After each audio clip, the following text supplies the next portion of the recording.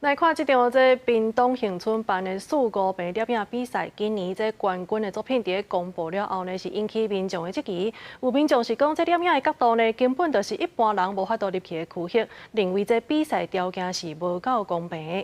来恒春镇公所因嘛讲，确实有影是无注意到这参赛者身份的问题，未来会加注意，避免同款的争议搁再来发生。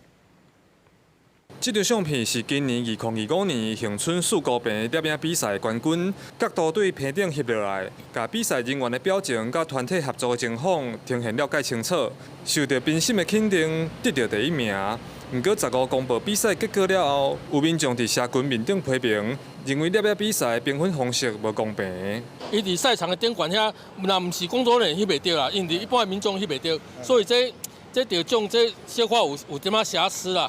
你说不公平也是有，但是你这样的画面来看的话，他是可以看到他的脸部表情。有民众答问讲，因为高平4颗位啊是围起来，得金奖的相片翕相的角度毋是一般人会当入去的所在，认为参赛条件根本无公平。其实这个比赛去年就有争议，结果今年佫发生。主办的恒春镇公所表示，确实无注意到参加人员的身份，单纯对相片的内容评分尔，因未取消这摆名次。